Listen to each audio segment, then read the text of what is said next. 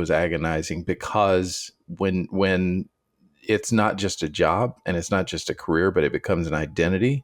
The idea of changing is almost like the idea of a leopard changing its spots or something.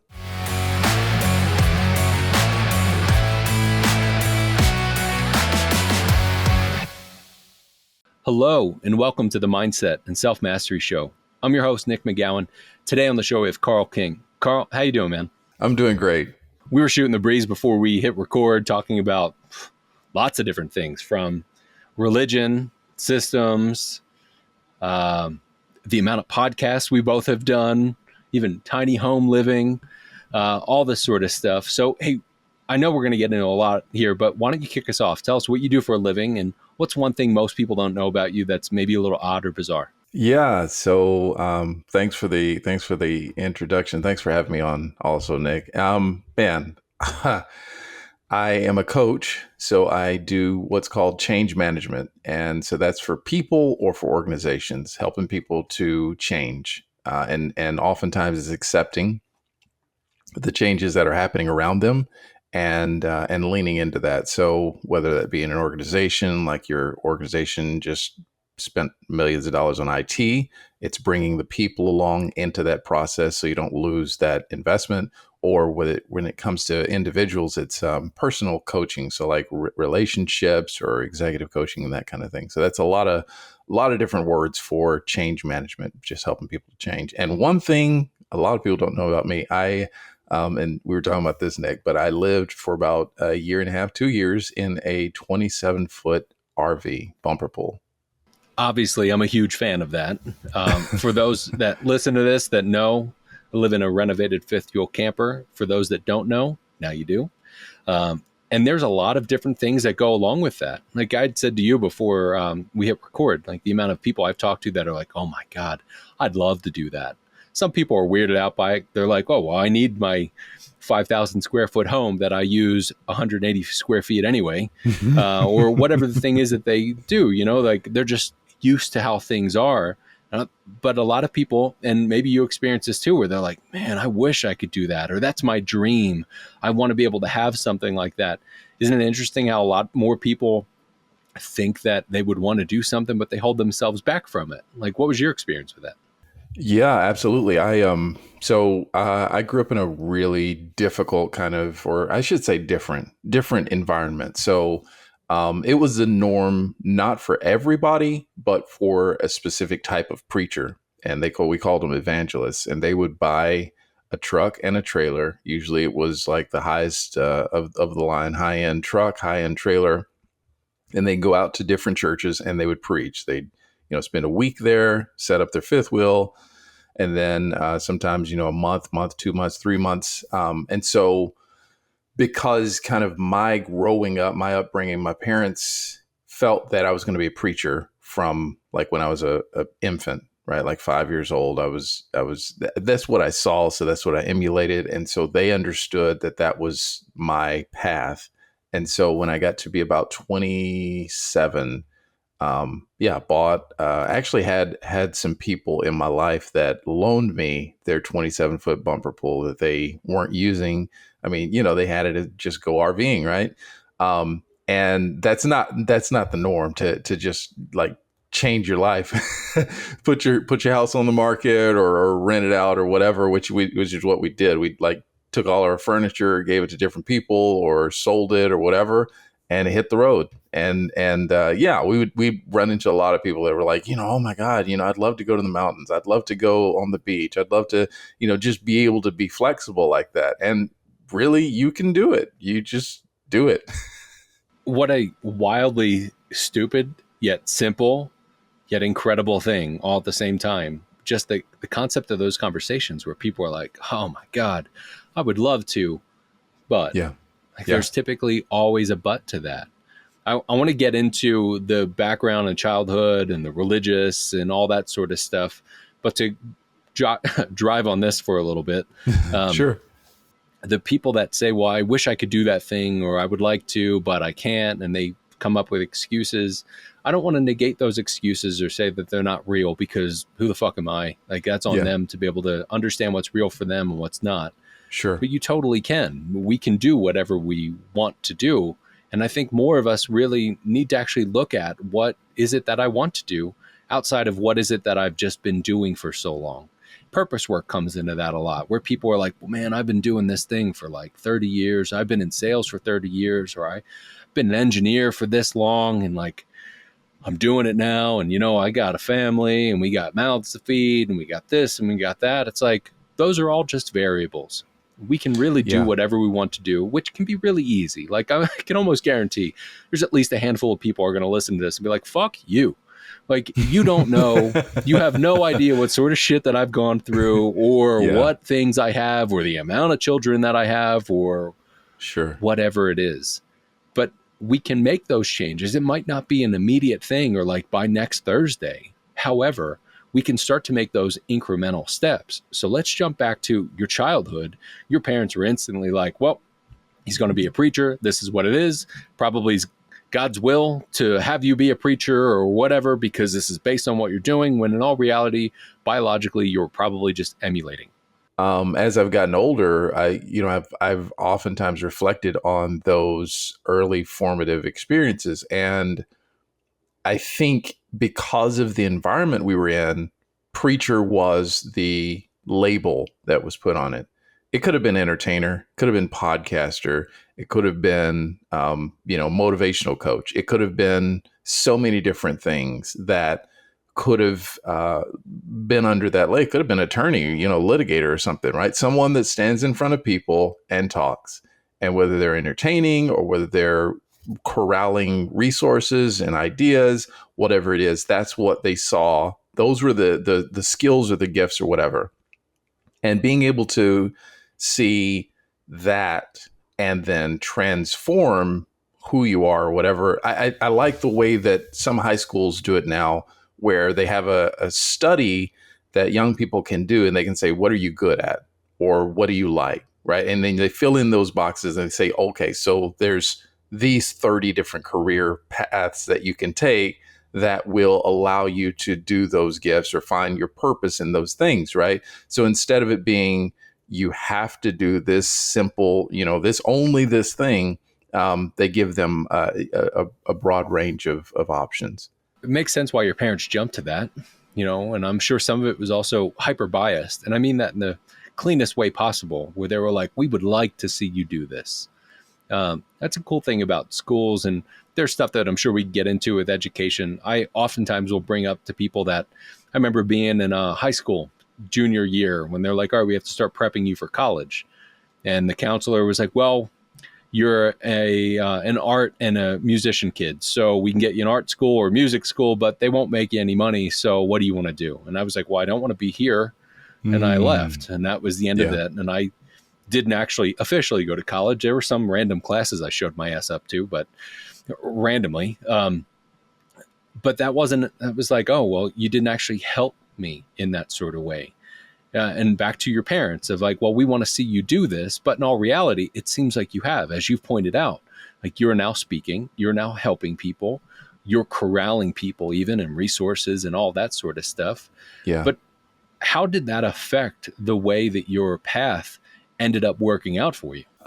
Dramatically. And I say that, man, it's been a journey, because I think the danger is, as you said, it's one thing to tell people, or I should say, it's one thing for people to dream and say, I want to do this. I want, like, they hear this, man, I love that. I would love to do that. But the journey to that is, sometimes it has to do with identity. And so, because that label was put over me so many times, and because in the culture that I grew up, in the environment I grew up, being a preacher was the ultimate, like, it was the penultimate thing you could do. You were chosen by God. You were a leader to the flock. You were all those things, right? Um, and so, because that then became my identity, I was so tied to it that it was, man, it was over a period of, I was a preacher. I remember in my 30, when I was about 30, 33, 34, I started trying to separate myself from the label of pastor and preacher. And uh it was anguish. It was anguish, it was agonizing, because when it's not just a job and it's not just a career, but it becomes an identity. The idea of changing is almost like the idea of a leopard changing its spots or something. So yeah, I mean, it wasn't easy, and it was a lot of reading. It was a lot of just sitting and meditating. It was a lot of walks in the park, walks along the river. I'm very fortunate. One of the things that I did when I was or we were approaching 30. I'm 43 now. I lose no 44. Ha. Yeah. But moved from Fort Worth, Texas, to the Chicagoland area, and there's this beautiful area we live in. There's a river and all that stuff. So it gives me a wonderful environment. But yeah, a lot of walks along the river, a lot of deep conversations and hard talks, and then it's not just something internally, but it's everybody in society then reinforcing that and saying, this is who you are, this is what you are, and you can't change that because that's how we identify you, right? And so it's it's not just the individual changing, it's them having then to interact with their family, their friends, their social circle, and change who they then identify and work with them as. I love that I can have people on the show that are in the spot where you're at, that you've gone through those things, but I can feel it even when you're like, oh my God, or you chuckle about it or whatever before you get into it, because you're like, this is an immense amount of things. And it's almost like, where do you start with it? Because Yeah. there's so many layers and levels. But if we just look at the identity piece to that, a lot of people will put an identity to who they are in whatever realm they're doing and being, and they think that that's how they should be for the rest of their life. I talk about the word should at different times on this podcast, and I really listen for it, because where people say, well, it should be this way, or life was meant to be this way, or it should look like this, or I had a hard time because I thought I should go this route. Like, if we even look at, most people go through the idea of, well, did you go to college or did you not? Well, I was told that I should go to college so I can get a piece of paper to get a job, et cetera, et cetera. Or I was told I should go the trade route, or whatever that looked like. But the identity thing is such a crucial thing that is like a cancerous Trojan horse at times. Like that identity of the pastor, the identity of that sales leader, that identity of that nonprofit leader, or whatever it is, the identity of the parent and their children. Like, we can have these things, but then we also need to be able to separate from those things and understand that some of the times the reasons why we've gotten to those spots, and this might fuck with people, and sorry if there are any triggers to this, but you were born out of a system, and that system created you to be how you are, and that's not actually who you are. Like, I've had struggles with that at times, owning businesses, closing things down, getting a divorce. I was in churches, and as a married man who is going to get a divorce, I was like, it shouldn't look this way. But in all Yeah. reality, it did. Yeah. And being able to separate from those and be able to work through that. So there's a lot of different pieces to it, but just the core concept of the identity and being able to kind of extrapolate ourselves from it. Sometimes I often think in like animations and little movies of things, but I think about that from like a Venom standpoint. Like, the symbiote is just all over you and you just need to pull it off of you. Um, so those walks in the park, those walks along the river, the times where you cursed up at God, the times where you asked him why, the times where you had deep conversations, I can almost guarantee it wasn't like a week turnaround. No, it was many years, and um, yeah, I mean there would be um, nights of just existential dread, just trying to figure out if at one point. So I mean, at one point, I when I made the decision, this is killing me. It is. I'm broke financially. I am.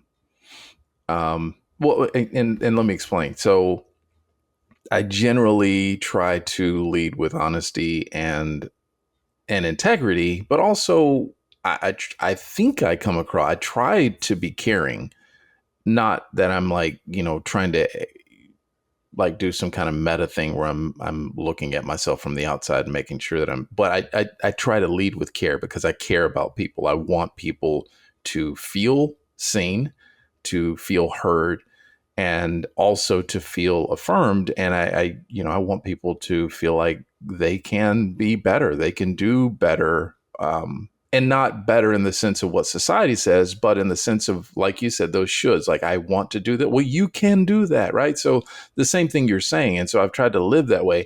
Um, but I remember when I made the decision that I'll try to make the story really short. I was 31, and I wasn't successful as a traveling preacher because I wasn't willing to do the formula. The formula was, and I heard a evangelist tell me, this is the formula. You come in, and the first night you tell the church how good the pastor is. You affirm him, and because you affirm him, then the pastor feels whatever, right? He feels good towards you, right? It's like this. It's a game, and I wasn't playing the game, right? So you come in, you tell the church how good the pastor is, how much they should listen to the pastor. The second night, you come in and you tell the church how good they are. Everybody feels good. The third night, you tell them, y'all are great, but there's a few things that you could change, a few things you can improve. And we were doing revival. So revival would be a revival week, right? So Sunday morning, Sunday night, Monday night, Tuesday night, Wednesday night, Thursday night, Friday night. You get off Saturday, you come back and do it all over again. Fourth night, you point out some more things that might need to change. Fifth night, you tell the church, but everything's great. You all are great. Everything's tremendous. And the last night of the revival, you tell them, and your pastor, he's so good, and you got to follow him, you got to listen to him, you got to he's God's man for this place. And you leave, and on the last night, you're probably going to get the revival extended, which is what you want. If you're having to pick up your trailer and move it, you want to be able to stay in town for another week. But I wasn't good at that game, and I would come in and I would tell people the truth, and I would try to like truly address needs. And I'd pray, and I'd seek God, and and try and get some inspiration, and then I would just speak.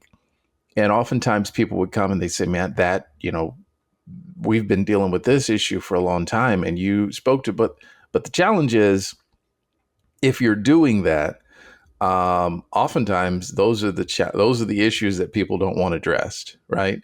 And so there might be one or two people that are gratified, but the pastor is not happy at all. And so that's a really short revival, and you have to go off. And if you're traveling, you're spending money on travel. And so after about a year and a half of that, I got invited to come to Chicago to this church. Long story short, I accepted the pastorate. The church was on the market, like the building itself. And in order to show everybody that I was, morally and ethically, I was trying to do the right thing, and my heart was in the right place, I took the church off the market, the building, and which was a really bad mistake because about 3 years in, I was talking to one of the guys. I was doing like house visits, and like when we came up here, we were told there would be about 50 people at the church. That there was a congregation of about 50. There were 8, which is a major financial. it's a big shift. So there's 8 people. I'm sorry, I'm talking a lot, but so I after 3 years of struggling, I had put my house on the market, like lost my vehicle. It got repoed. I was trying to find work. I couldn't find work. I was just doing whatever I could, catch as catch can, in order to survive and to feed my family of 3 at the time. And finally, I was like, this is not working. I'm going to have to sell this church. And so I was talking with one of the congregants in a house visit, and he said, you're trying to do all this stuff. We don't want the church to grow. We want to die here. And I was like, oh no. This is a fundamental difference, right? They want a nursing home, and I'm trying to build a thriving community. And so that's when I knew, like, I've got to go. And so that process, when I started the process of trying to put the church on the market and trying to get out with some modicum of, like, not financial ruin, and just be able to support my family in the transition, those periods were so dark, because once you decide to do stuff that is not acceptable to the people around you, oftentimes you'll get a lot of flack, and people will start to fight you. How dare you stand up? How dare you try and change? How dare you? And so, some people in the community that had not been at the church in probably 30 years. One woman specifically kind of spearheaded the thing. They had a little bit of money, and they hired an attorney, and they tried to find some kind of cause, and tried to say that I'd done some insurance fraud. They broke into the church, and there's police records for this. But they broke in the church and stole like 4 boxes of documents in order to try and create a case. It was so absolutely crazy. They didn't find anything because there wasn't anything to find. Long story short, I finally was able to get out of there. And I say all that to say, yes, it was not an easy period. It was not an easy process, but that process of changing, of separating, of shifting was, it was so important, because it allowed me to get free. Yeah. And it's not like we can just jump over that stuff and go, oh, well, you sound like you went through some crazy stuff, so you're good now, right? Like, there's a lot of, I'm sure, still thoughts and prayers even at times with, like, working through those things. There sometimes I think, if we look at history, even the Bible will do it. Most historical books will do it. There'll be like a 30-year period, and then this thing Yeah. happened, or like a Yeah. Yeah. Yeah. 600-year period or something. You're like, so many things happen in a day or a week, let alone just like being like, man, and then 300 years later, this happened. Like, the fuck? I've often asked, like, well, what happened from like 11 or 12 to 30 Yeah. with Jesus? Like, Yeah. where was he? Yeah. Yeah. What Right. sports did he play? Uh-huh. Who did he Uh-huh. talk to? What were the Yeah. things?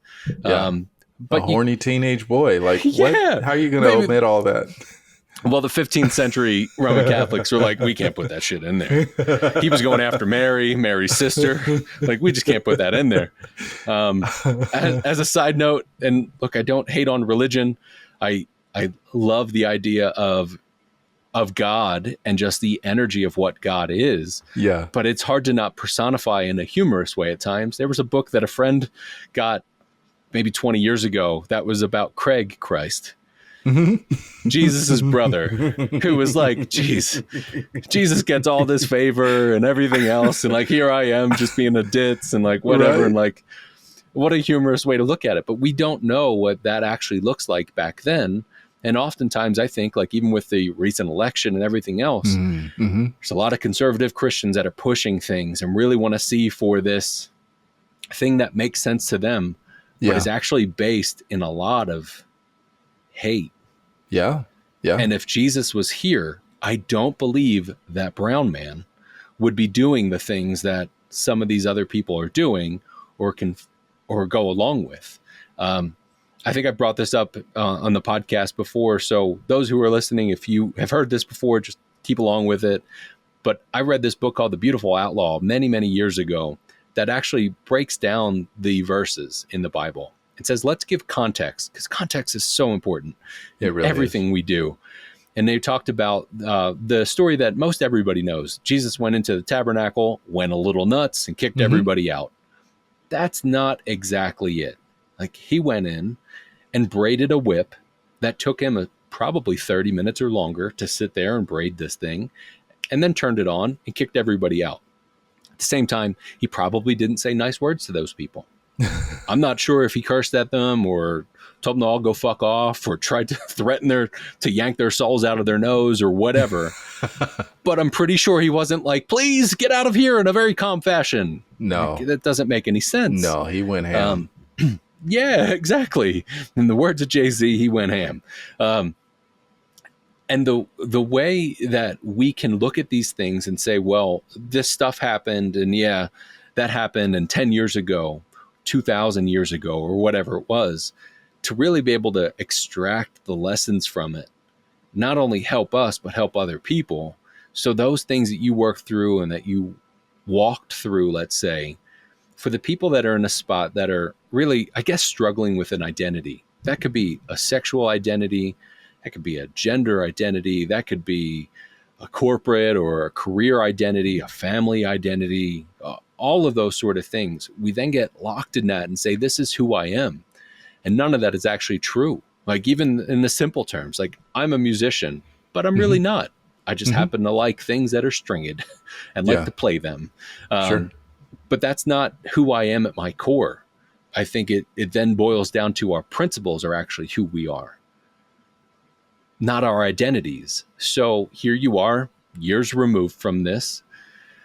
What does that look like for you? And for somebody that's listening to this, that's like, man, I'm in this either as a preacher or pastor or whatever the identity is for them. How do you how do you help them be able to separate from that, still see it, and learn the lessons and do the deep processing, but then also understand that your identity is not actually rooted in the job you do, like where people say, hey, I'm Nick, I do this, or like, hey, Carl, what do you do for a living? Like, I know I asked that question in the beginning and then instantly ask, what's a weird thing about you? Because that's closer to the authentic person of who you are. So when you talk to those people and you work with them, understanding that you can't solve all of that and they have to do it on their own, but how do you help them be able to start to separate from what that identity is and really what that is a an attribute to their being? Yeah, I think honestly, it's questions. It's asking and helping. I think it's helping people to reflect, and that comes through better questions. It comes through more questions. I think sometimes we're so quick. I'm not. I'm getting better at it. I say we're so quick. That's probably a. I shouldn't say that. Oftentimes I've seen it happen that people are quick at making assumptions and going forward with those assumptions instead of asking one more question. And that's something that you do regularly. You're like, okay, well, we're not going to skip past that. We're going to ask this question. And I think when we start asking questions, we can get more understanding. We can get deeper into something and truly understand why people do the things they do, and how those things have also enabled them and given them, whether it be safety or comfort or whatever it is. I as I was exiting that church, I was broke. I was working for the post office, and because I was a new carrier, I wasn't making enough money. Had just gotten evicted because we were in this situation, living in the basement of the church, and so not technically homeless, but definitely houseless on some level, right? So whatever language you want to use. And I went to this church that I said, you know what, I'm just going to go somewhere and I'm just going to heal for a year. I'm not going to do anything. I'm not going to say anything. I'm not going to sing. I'm not going to nothing. And so I started doing that. But when I was going to this church the first week, this lady came up to us. She's about 6 foot, and came up to me and said, I heard you're looking for somewhere to live. And I was like, yeah, I don't know who told you, but okay. And she's like, well, I've got a place that I'm looking to rent out. And my wife at the time said, we'd love to see it. And we're like, yeah, but we probably can't afford it. We just want to tell you that up front. We want to be honest with you. She's like, don't worry about it. Just come and look at it. So me and my ex-wife and kids came and went through this house, beautiful house, amazing, right? Four bedrooms, upstairs, finished basement, just this amazing space that we could not afford. It was a dream. It was not even in the realm of possibility. So after we walked through and everything, we're standing in the lobby, and she's like, "Well, what do you think?" We're like, "Yeah, it's beautiful. We can't afford it." sorry. I hope we didn't waste your time. Appreciate you showing it to us. And she's like, well, you know what? Let's think about it. And if we can, think about it for a week and see what happens. And during that time, yeah, a lot of stuff happened during that week, including some really specific, like, which is wild, Nick. Some prayers that I prayed. I was like, okay, I need this to happen, and it's not likely that this will happen. And it happened. And my ex-wife, she had prayed, and those things happened, which was really, I don't know, call it whatever you want to. Um, but then we met with her, and she's like, well, I tell you what, you all need a place to stay. You can stay in the basement. The first floor will be the middle ground, and that'll be like the common area. I'll stay in the upstairs. And let's think about this. She said you can do that for like 3 months, and then if you are able to, we'll work something out with rent. And she said, but we need to talk this evening.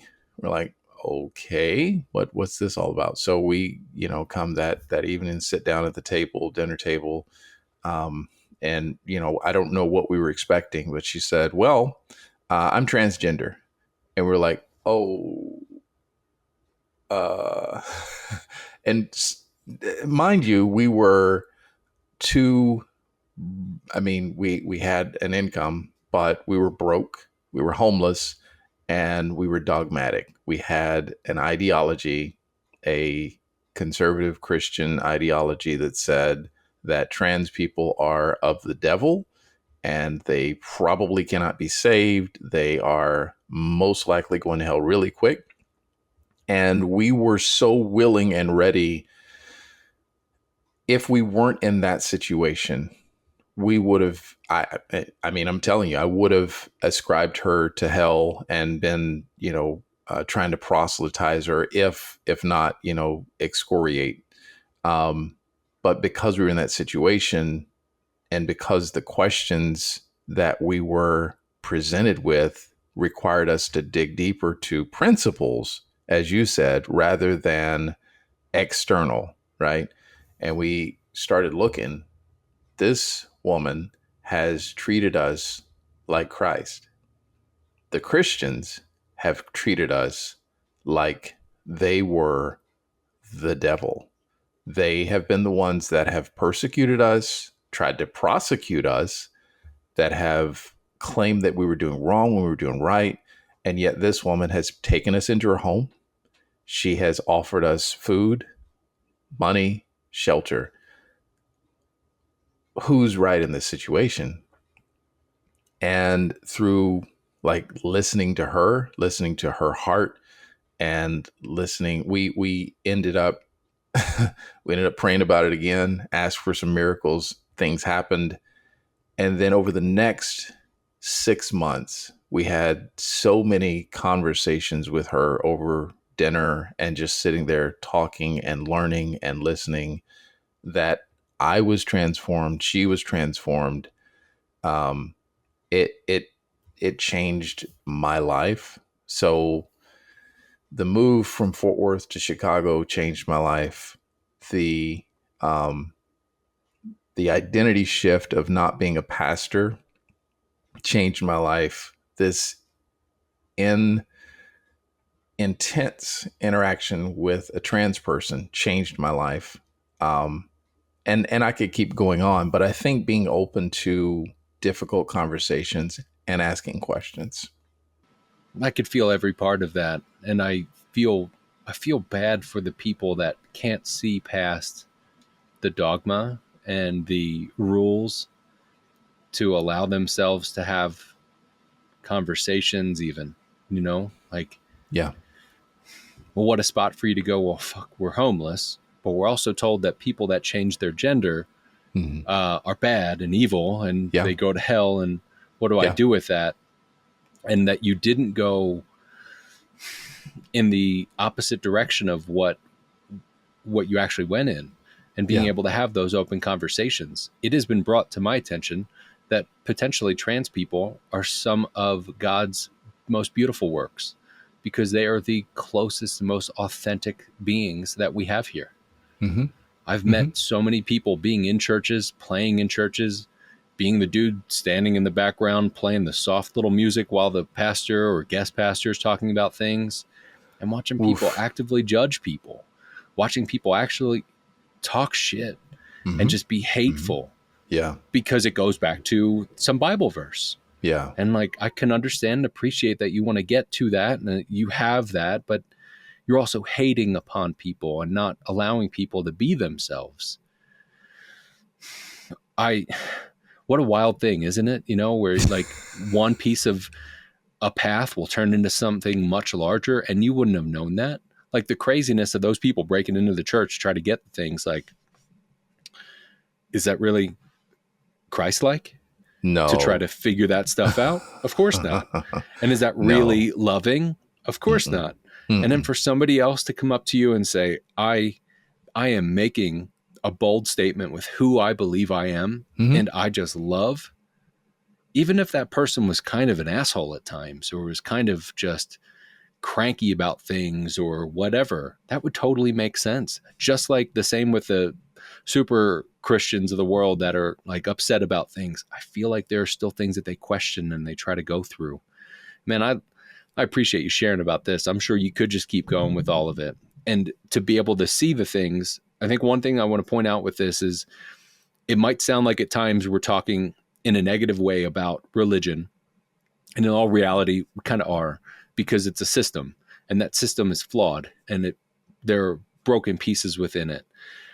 But I absolutely love and believe that prayer is a thing, and being able to have that intent and watching God, who I don't believe is a big bearded white dude sitting in the Mm-hmm. throne, Mm-hmm. but that energy of God conspiring to help us is Yeah. true. And there are certain prayers like the stretch me God prayer. Mm-hmm. That's one of those ones where like you do it and it's like, there are times where I've prayed it and I'm like, just break my nose, but don't like fully break it, like smack my face against the wall so I get the point, you know, but like help. And what a beautiful thing for you to be able to walk through that and be as open as you are. For somebody that's on their path towards self-mastery and given all the things that you've gone through and all the insights that you have, what's your advice for that person? Keep walking, but pay attention. I think, like you can walk and you can ignore the scenes and the sights around you because you've walked that path multiple times. But if you're intentional about just looking around and noticing, there are things that will pique your interest, that if you pursue that thing, like get lost, go down that path, um, and then come back, walk your path again, and notice that. Stop, smell the roses, look at the trees, all that stuff, and as you're open to the world around you, you will find your way, and your way, may not look like everybody else's. That's fine, but yeah, just keep walking, keep on the journey. That is a beautiful reminder for us. I oftentimes will look back, even just introspectively, of all the conversations I've had on people's podcasts or people specifically that have been on this. And there are certain things that are patterns. Self-awareness is one of them. The continual movement is another, of just continuing to move on, which I think is another way of also saying, stay here with us. Don't take yourself off this planet. We hadn't really talked much about that, but I know that's something that you and I have shared where we've had suicidal ideation. There are things that can get really, really, really tough and really hard, and you want to remove yourself. And there's still more that can be done. And even looking around, like I'm trying not to like chuckle about this, but you're saying, look around and smell the roses and look at the trees and all. I literally have two windows on either side and it is snowing and it is absolutely beautiful out. And what an incredible thing to see how all this stuff ties together. There's beauty within it. There's beauty within these conversations. There's also really dark and hard conversations that we need to have on our own and with other people.